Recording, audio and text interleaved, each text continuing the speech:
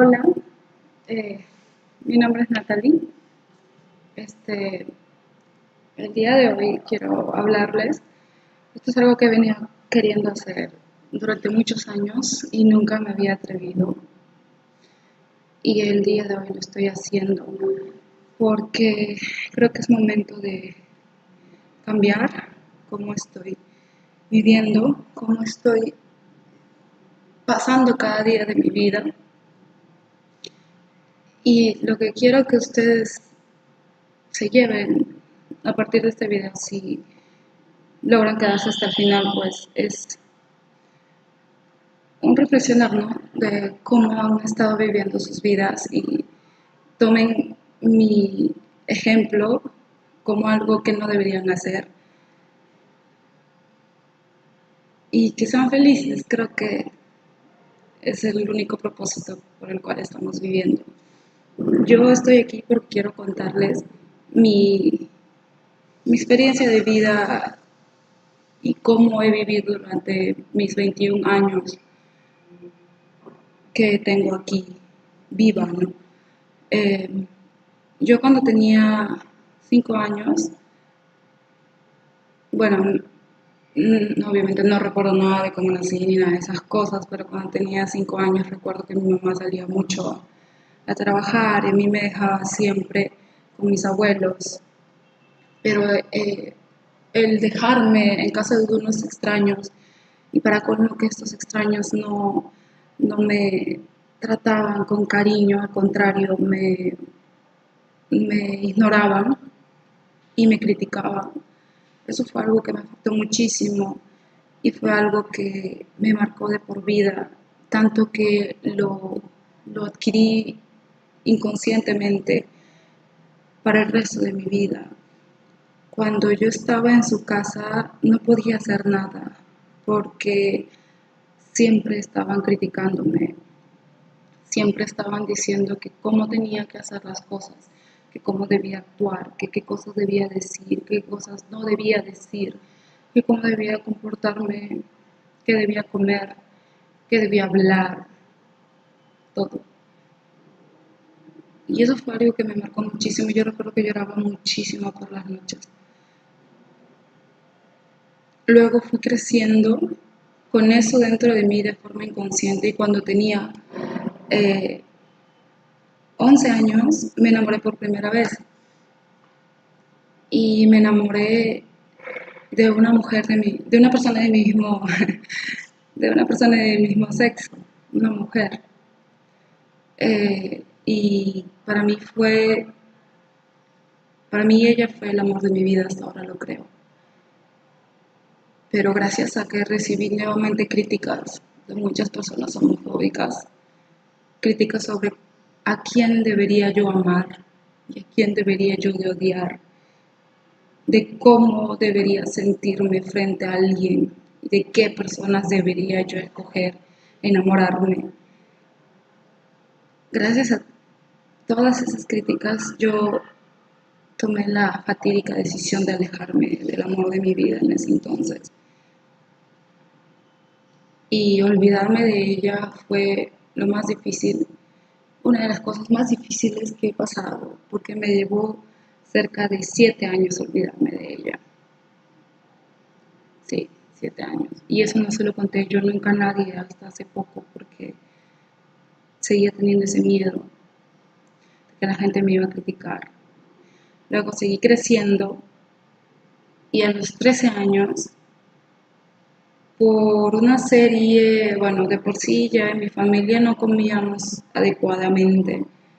Y luego por una serie de sucesos que, por ejemplo, mi mamá se enfermó y no estuvo mucho tiempo en mi casa. Y yo comencé a subir mucho de peso. Y eso volvió a generar nuevas críticas de cómo debía verme, de cómo debía sentirme, de cómo debía vestirme, de cómo debía pararme, de cómo debía lucir, de cuáles son las medidas que debía tener. Comencé a odiar mi cuerpo y odiaba verme en un espejo. Lo odiaba. Y odiaba mi rostro y odiaba todo de mí. No podía levantarme sabiendo que seguía así de gorda y comencé a adelgazar. Pero tenía 13 años y comencé a adelgazar de la peor manera, dejando de comer. Y adelgacé y adelgacé y adelgacé hasta que padecí anorexia a los 14 años.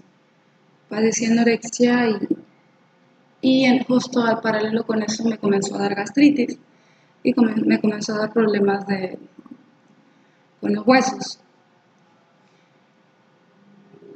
Luego de eso hubo un punto en el que estaba tan débil que ya no podía levantarme sin sentir dolor. Y fue donde me di cuenta que estaba actuando mal. Y comencé a subir de peso, pero lógicamente ahí comenzó a desencadenarse otra enfermedad ya más psíquica, lo que ahora lo tengo mucho más marcado, que es la ansiedad. Y gracias a eso volví a subir de peso. O sea, mi vida ha sido un constante lucha con mis trastornos alimenticios, los cuales los tengo hasta ahora, no les voy a mentir. Y volví a subir de peso nuevamente y lo que sucedió a partir de ese momento fue que yo siempre me decía, Natalie, cuando tú logres tener el cuerpo ideal, cuando tú logres ser lo suficientemente delgada, ese momento en el mundo vas a poder hacer 1000 cosas, pero ahora no, porque el mundo no te va a aceptar, porque no eres lo suficientemente buena, porque todavía no, porque no estás lista, porque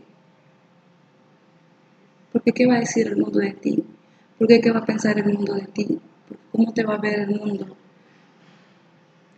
Y lo que sucedió para ese entonces era que yo ya estaba entrando a la universidad y yo dejé de hacer 1000 cosas que me hubiera encantado hacer en mi universidad. Desarrollar mi carrera universitaria, pero al máximo, porque siempre me he caracterizado como una mujer proactiva y que le gusta hacer 1000 cosas y ser siempre la mejor, o dar todo de sí, pero sin embargo yo, debido a que me había limitado tanto por el miedo a la crítica, llegó un punto en mi vida en el que no podía hacer nada por miedo a lo que los demás iban a decir de mí. Y no sé si se dan cuenta, pero eso fue un vasito que se iba creciendo poco a poco, que se iba llenando, porque eran cosas que se acumulaban y se acumulaban porque yo no hacía nada. Y pasó 1 año, 2 años, 3, 4 años. Y llegó 4.º año y yo no había hecho nada, mientras que el resto de mis compañeros estaban logrando grandes cosas y yo no. Y llegó un punto en mi vida en el que eso me frustró demasiado. Y llegó un punto en mi vida que fue el año pasado, a finales del 2018, en donde fue el quiebre total de mi vida. O sea, yo ya había tenido desde antes intentos. Había tenido varios intentos de cortaduras, en plan, acá en mis brazos y esas cosas. Había tenido desde pequeña, de hecho, porque lo descubrí de casualidad y lo hacía 2 veces al año, cosas así. Pero en ese quiebre que tuve a finales del 2018, fue la primera vez en mi vida que pensé en suicidarme y que pensé eso, pensé que la idea del suicidio no era tan fea como el mundo lo veía, porque me encontraba demasiado frustrada, no sabía qué hacer, me sentía como en una jaula que cada vez se hacía más y más pequeña, porque ya no podía ni decir ni a por miedo a que el mundo me dijera algo. Y me fue mal en una exposición que tuve importante, una exposición muy importante, en el cual digo que fue mi punto de quiebre porque en esa exposición estuve frente a muchísimas personas muy reconocidas en el ámbito académico en el que yo estoy inmersa. Y mi exposición fue bueno, ahora me pongo a pensar y en realidad no fue tan malo solo como yo creía, solo que yo le di esa, esa tonalidad, yo le di esas, esa, lo aterrador que fue ese sentimiento, yo lo di. No sé qué tan mal habrá sido, pero para mí fue trágico. Y cuando terminé de hablar, no les miento, escuché clarísimo como una avalancha de críticas se vinieron hacia mí, me aplastaron y me destruyeron por completo. Yo lo sentí así. No se escucharon aplausos de casi nadie. Y yo veía sus rostros y eran rostros de crítica pura hacia mí. Y por fuera tú podías ver a una mujer a la que estaba ahí parada, pero se los juro que yo por dentro en ese entonces no era más que añicos en el suelo. Y eso pasó más o menos en octubre de 2018. Fue en ese punto en el que caí en depresión, porque todo se me juntó, todo. Fue eso, fue la frustración de mi carrera universitaria, fue la frustración de mi ambiente personal, de mi propia autoestima, lo poco que me quería, lo poco que me valoraba, fue todo se me juntó ahí. Y yo ahí caí en una depresión que duró 3 meses, porque duró noviembre, diciembre, enero, y yo estuve muy mal hasta que llegó Life a mi vida, hasta un día antes que llegó Life a mi vida. Hasta ese día yo estuve muy mal.